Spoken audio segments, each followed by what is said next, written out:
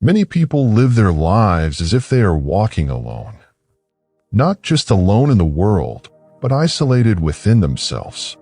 They pursue power, yet feel powerless. They search for guidance, but walk without direction. They speak prayers, yet harbor doubts in their hearts. The reason behind this is simple. They have forgotten what lies deep within them, not around them, not above them, and not far off. There is a presence within you, a spark so ancient, so wise, and so perfectly designed to manifest through you that if you truly grasped its significance, you would never hesitate on your path again. You were not created to live as though you are empty. You are not meant to struggle aimlessly, as though the answers are always beyond your reach. You are not meant to beg for the strength that already resides within you. But you must remember, because the world will do everything in its power to make you forget. It will teach you to wait for signs, to pray for rescue, and to earn the right to be guided. But infinite intelligence, the mind of the divine, was placed within you the moment you came into being. This presence is not merely an idea, a law, or a distant force. It is a voice that speaks gently, yet knows everything. The tragedy is not that most people are weak. The tragedy is that they do not know who truly resides within them. So they shrink, settle, follow, mimic, and drift. Meanwhile, they carry the power that shaped mountains, parted seas, and formed civilizations, waiting to be claimed. You do not need to summon this power. You need only to align with it. The first step in this alignment is recognizing that the divine is within you. Not when you are perfect, not when you feel holy, not when the world agrees with you, but right now. Even in your doubts, your weaknesses, your silence. Because this presence does not appear when you are ready. It appears when you remember. And remembering is not an emotional state. It is a conscious decision. Once you make that decision, your life changes. You no longer walk the same way. You no longer speak the same way. You no longer live the same way. Now you walk with the certainty of one who knows, I carry the divine within me, and I act accordingly. To act as if the divine is within you is not an act of pretension. It is not a game of ego, confidence, or religious performance. It is a recalibration of everything, your thoughts, your discipline, your posture, your speech, your actions, and your very presence. It is a conscious choice to stop acting like one who is lost and begin moving like one who has already been found. When you carry the divine within, you do not ask, will I be guided? You are already guided. You do not hope for protection. You are protection in motion. You do not wait for wisdom. You move with it embodied. This means that you do not speak with fear in your voice. You do not walk with hesitation in your steps. You do not seek permission to exist, to create, or to believe. You do not shrink to make others comfortable. You do not seek validation from the world, for that was already written into your soul by infinite intelligence. Acting as if the divine is within you means you no longer betray yourself. You no longer negotiate with doubt when clarity has already arrived. You no longer delay action when the instructions have already been given. You no longer say, I'm not ready, because you understand that readiness is not a condition, it is a decision. To act as if the divine is within you means you no longer apologize for your purpose. You do not need others to understand your urgency. You do not require external validation to walk in divine rhythm. You do not ask yourself, am I enough? Because the answer already resides within you. It speaks, it creates, and it requires a vessel. It needs a mind to think through. It needs a mouth to speak through. It needs hands to build through. If you will not offer yours, it will move to the one who will. Because the divine does not wait for potential. It flows through availability. When God resides within you, you become a channel. You begin to feel thoughts that didn't come from study, ideas that carry more weight than your current understanding, and words that arrive faster than your ego can prepare. And if you try to claim ownership, if you say, "Look what I've done," you sever the connection. But if you say, "Use me again," the power continues. This is what the world doesn't understand about spiritual greatness. It's not man achieving greatness, but the divine expressing greatness through man. And that expression only comes through those who are available and obedient. When the divine begins to express through you, you begin to speak differently. Your words stop seeking attention. They begin to serve a purpose. You begin to write differently. You do not write to impress. You write because the message within you is already burning, demanding to be released. You begin to move differently. Every decision is guided by an invisible alignment, a connection you no longer question. You begin to sense timing. You say yes when a moment is right. You say no without guilt. You're no longer guessing. You are aligned. You may not always feel holy. You may not always feel ready, but that doesn't matter because God doesn't wait for your mood to match your mission. He moves through the one who shows up again and again. He speaks through the mind that remains still enough to receive and bold enough to release. And so the pressure changes. You stop trying to come up with the perfect words to say. You stop trying to map out your entire future. You stop trying to control the outcome because your role has shifted. You are no longer the source. You are the vessel of the source. And in this role, there is no pressure, only obedience. There is no competition, only calling. There's no comparison, only clarity. Once you realize the divine is working through you, you stop asking, "Am I worthy?" and start asking, "Am I ready?" When you are ready, you become an instrument of wisdom, order, and power. Not loud, not flashy, not self-important, but steady, certain, and aligned, so much so that even your silence shifts the room. Because when the divine expresses through you, you stop performing and start becoming. That's when people stop seeing you and start witnessing what's moving through you. Let us now expose the quiet lie, the subtle deception that has paralyzed millions of gifted spiritual individuals. I'll act when I'm ready, but let me speak plainly. You will never feel ready to carry what you were born to carry. Why? Because divine assignments are not given according to your comfort. They are given based on your willingness to obey. Readiness is a feeling. Obedience is a decision. If you live by feelings, you will die with untapped potential. The person waiting to feel worthy. The woman waiting to feel holy. The mind waiting to feel qualified will miss the moment. Why?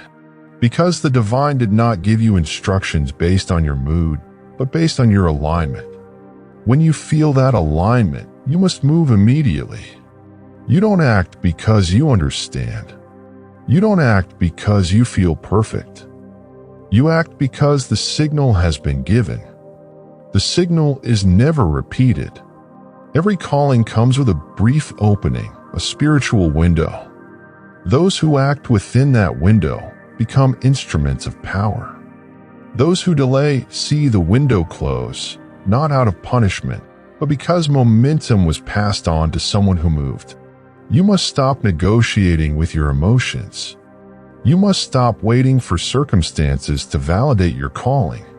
You must stop assuming that God will delay His plan until your insecurities are satisfied, because He will not. The moment you feel that inner knowing, this is the time, this is the message, this is the opportunity, you are accountable. The person who delays that accountability, who says, "Maybe later, when I feel more confident, when I have more proof," has already disqualified themselves from the anointing. Power flows through the ready, not the perfect. And readiness is not a feeling. It is a decision. So I ask you, are you still waiting for more signs? Are you holding back your voice because you fear being misunderstood? Are you withholding action because you haven't figured out step 5 when step 1 is still undone? If so, understand this: you don't lack clarity. You lack commitment to what is already clear. Clarity without commitment is torment. You will feel it every morning: the knowing, the pull, the guilt, the ache. Not because you are cursed, but because you are chosen and ignoring the call. Do not wait for the call to come again. Act on the one that has already come. Because the divine does not waste energy. It will not keep giving instructions to a mind that waits for emotional alignment. The moment you say yes without full understanding, without full preparation, that is when everything begins to align. Resources begin to flow. Confidence builds in motion. Power moves into your hands because they are already in motion.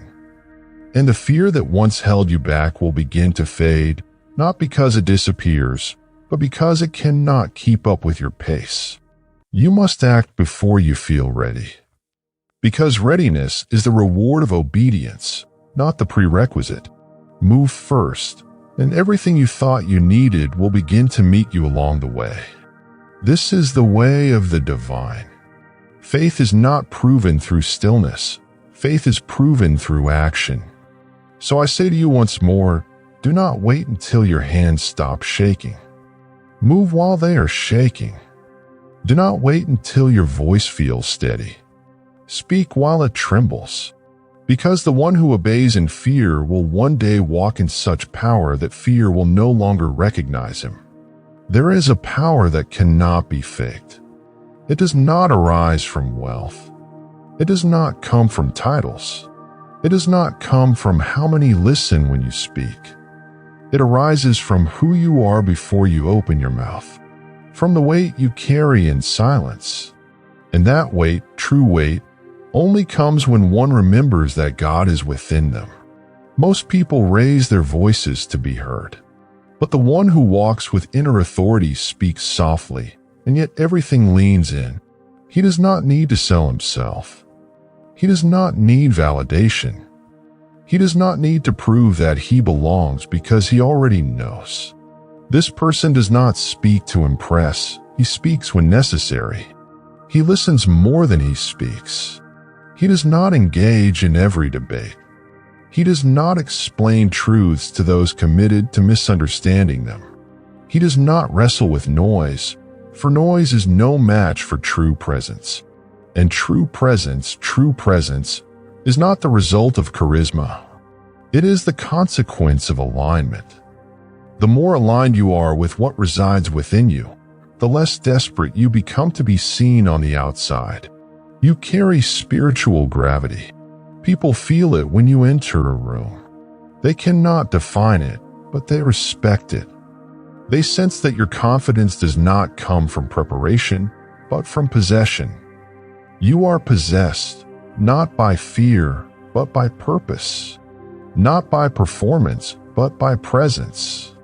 Not by the need to be known, but by being already known by the one who resides within you. This is why the one who walks with God within no longer acts as though they are searching. They walk as though they are already found. Not everything, but the one thing that shapes all others. Their confidence is not loud. It is calm, anchored. It cannot be bought. It cannot be faked. And it cannot be explained to those who have not tasted it. This is the paradox. The closer you come to the divine within, the less you need to declare it. Your stillness becomes your sermon. Your decisions become your doctrine. Your walk becomes your witness. Because when you no longer need to convince the world of your power, the world begins to respond to you in ways it never did before. Opportunities flow faster. Opposition feels weaker. Criticism shrinks in importance, and peace becomes your constant environment. Not because life is easy, but because you are steady. Confidence is not noise. Authority is not volume. And spiritual alignment does not scream. It moves differently. It pauses. It breathes. It speaks when the time is right and not a second earlier. It answers when called, but never chases applause. It builds slowly, but what it builds lasts forever. So if you are still trying to be loud enough to be respected, still trying to outwork your insecurities, still trying to prove that you carry something valuable, stop. Be still. Be consistent. Be faithful to what you already carry. Because the loudest person in the room is not the most powerful. The most powerful person in the room is the one whose silence makes others uncomfortable because it reminds them of what they've forgotten within themselves. Let them feel it. Let them notice your calm. Let them misunderstand you, mislabel you, misjudge your restraint. You are not here to impress. You are here to embody. And once you do, your silence becomes louder than their performance ever could. Let's stop for a moment. You say you want to walk in power. You say you want to live with conviction. You say you're waiting for the right time to begin acting as though God is within you. But tell me, what happens when you forget? Not in theory, but in your real life. What happens when you wake up and don't remember who you are? You shrink. You second-guess. You rehearse conversations that haven't happened yet. You let one comment from a small person shape your entire sense of worth. You scroll through your mind instead of commanding it. You look in the mirror not for vision, but for permission. You begin to ask weak questions like, am I ready? What if I'm wrong? What if they think I'm too much? Who do I think I am? And that's the moment you've already lost. Not because the world is against you, but because you stepped out of alignment with what resides inside you. The shrinking happens quickly. It begins with your posture, then moves to your voice, then touches your decisions, and soon you are no longer living. You are surviving, managing, maintaining, drifting. And you'll justify it. You'll say things like, I'm just being humble. I don't want to be arrogant. Maybe I should wait until I'm more experienced. I'm just tired right now. But deep down, you know the truth. You're not tired. You're disconnected. You've forgotten. You've forgotten that you carry something infinite. You've forgotten that silence doesn't mean absence. You've forgotten that confidence isn't noise. It's remembering who sent you. And in that forgetting, you trade your fire for fog. Let me show you what that looks like in real life. You had the idea, but you didn't act. You felt the nudge to call, but fear of awkwardness stopped you. You had the urge to build, but you waited for more resources. You had the strength, but you shrunk to fit their expectations. You heard the inner yes, but you asked for 3 more confirmations just to be safe. And now you're restless. You replay everything. You feel exhausted, not from action, but from delaying action. Because nothing drains the soul faster than knowing what to do and doing nothing. This is what forgetting looks like. It's not dramatic. It's quiet, subtle, daily, and deadly. And that's exactly what the enemy of your life wants, not to destroy you with one blow, but to erode you slowly by making you forget what lies within you. So how do you stop shrinking? You remember. You remember in how you sit, and how you speak to yourself when no one is listening, and how you respond when fear knocks at your door, and how quickly you act when that divine urge stirs in your chest. You remember in your behavior. Because belief is nothing without embodiment. You cannot claim to walk with God and still crawl through life as if you are powerless. If you've been shrinking, hiding, hesitating, apologizing for your own fire, this is your wake-up call. Stand up, speak slower, breathe deeper, start the project, say no with conviction, and walk into the next room as if you're not the only one entering because you are not. And the moment you remember who lives within you, the shrinking stops. The world must make room for a version of you it hasn't seen in a long time. There is a way a man walks when he is empty. And there is a way he walks when he knows he is not alone. When a man walks with nothing inside him, he flinches. He hesitates. He over-explains. He watches others before deciding what to be. He responds to pressure rather than applying it. And worst of all, he follows a path meant for someone else. But the man who walks as if God is within him, he doesn't just walk differently. He moves the air around him. He doesn't ask for permission to take up space. He doesn't announce his presence. He is his presence. When he enters a room, people notice. Not because he's loud, but because he's undeniable. He doesn't wear power like a costume. He wears it like skin, natural, necessary, effortless. You see, the man who walks as if he is not alone doesn't move with arrogance. He moves with authority. And there's a difference. Arrogance says, "Look at me." Authority says, "I see clearly. I move accordingly." Arrogance inflates itself. Authority is grounded, certain, silent, and dangerous in its stillness.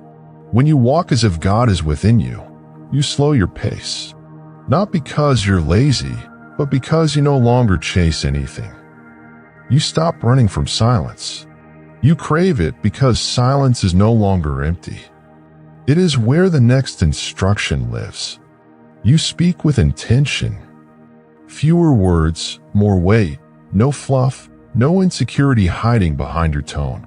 You look people in the eye, not to challenge, but to reveal. I'm not here alone. You stop apologizing for your presence. You stop shrinking to be accepted. You stop asking, "Is this okay?" You start living like you've already been sent. This is what happens when the divine within becomes not just an idea, but an atmosphere. You create inner gravity. You attract what aligns with you.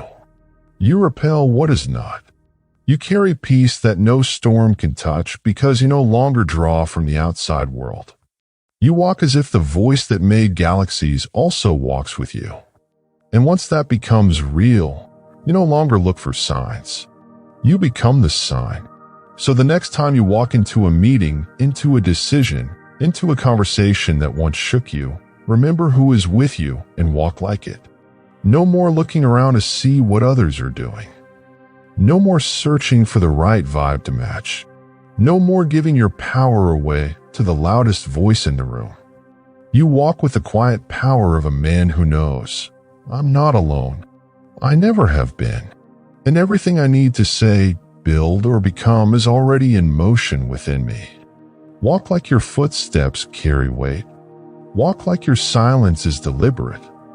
Walk as though you're not moving through life hoping things will work out, but walk like you are walking with the one who wrote the outcome, because you are. And the sooner your body reflects what your spirit already knows, the more unstoppable you become. Now, when you say God is within you, when you believe in divine power, when you wish to walk in alignment with infinite intelligence, you must make room for Him. Have you cleared the space? Have you silenced the noise? Have you removed the distractions that block the signal? Because if your mind is full of fear, if your calendar is cluttered with things that drain you, if your environment is filled with voices that mock your calling, don't tell me you're aligned. Don't tell me God is within you. If He is, where is the space for Him to speak?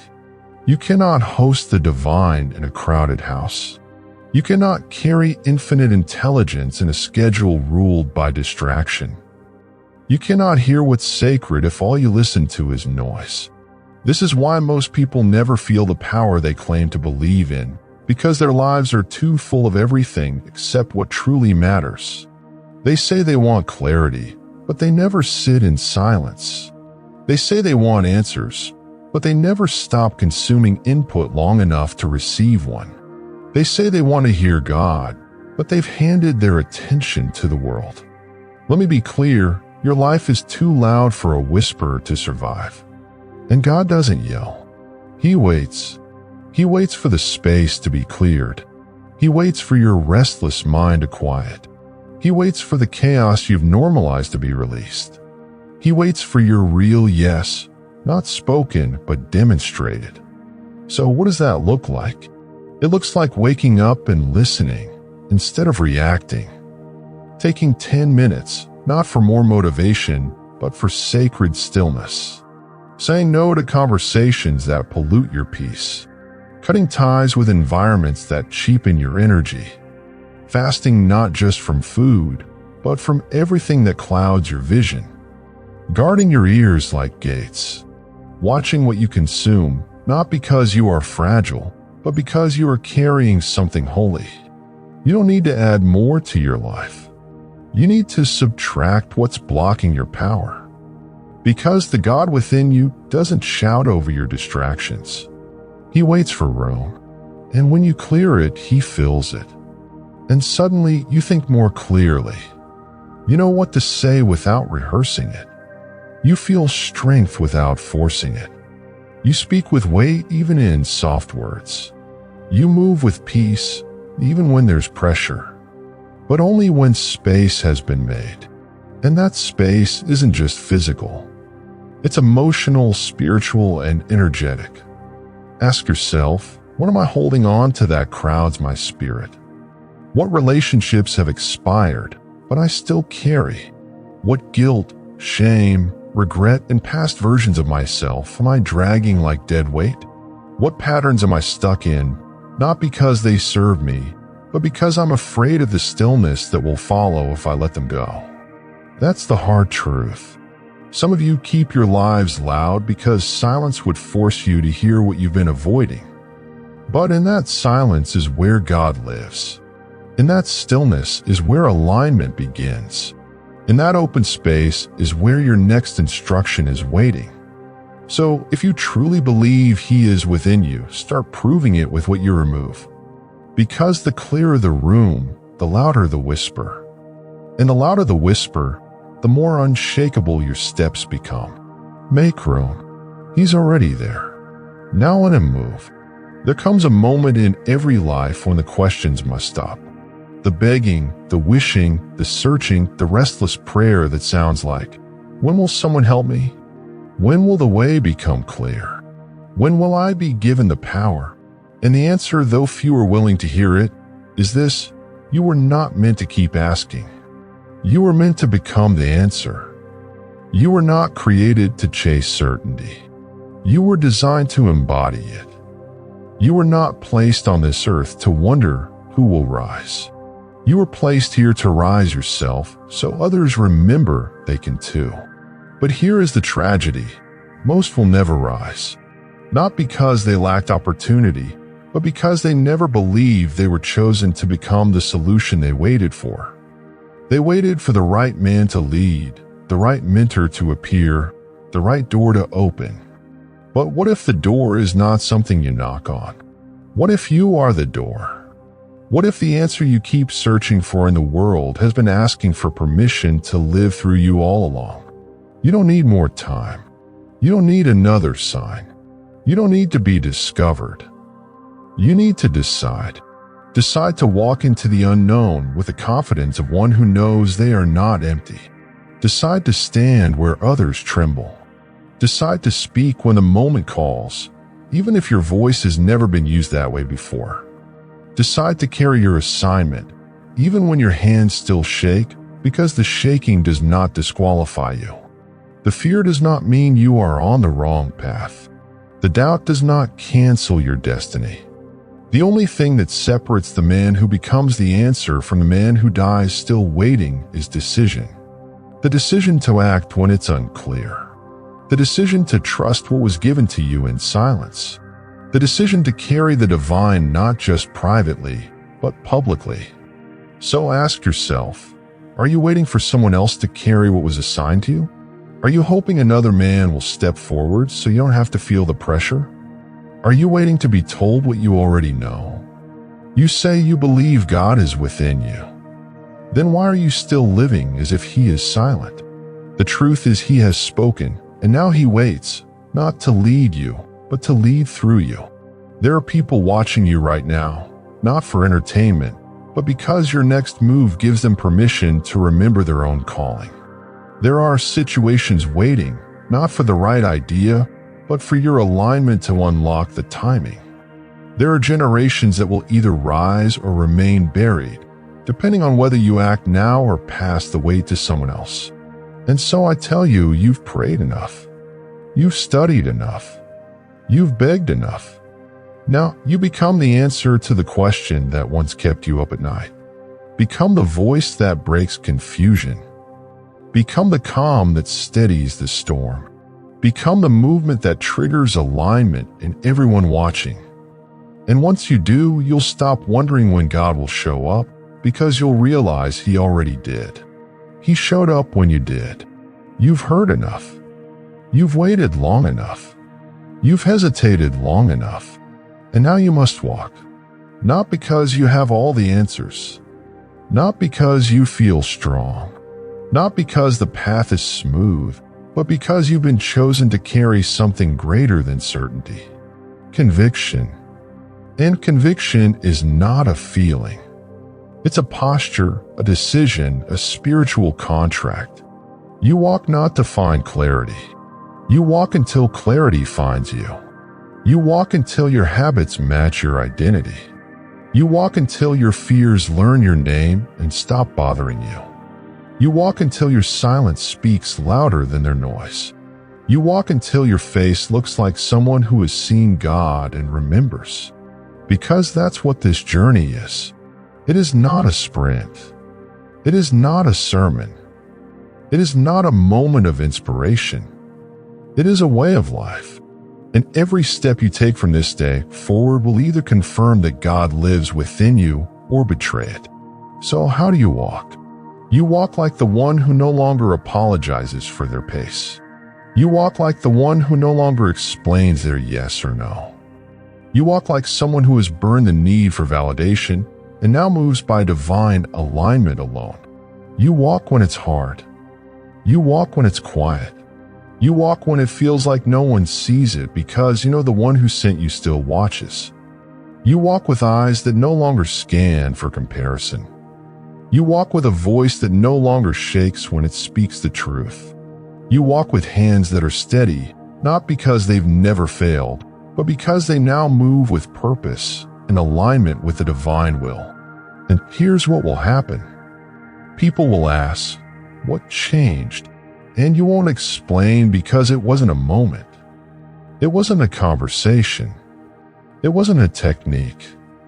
It was a return. A return to who you were before the fear, before the forgetting, before the smallness, before the delay. A return to the one truth they could never take from you. That God lives in you. And that changes everything. So walk until the questions stop, until the room shifts, until the doors open, until your life becomes the loudest proof that something divine is moving through you. Walk until you no longer have to convince anyone. Because when a man carries the presence of God within him, he becomes unmistakable.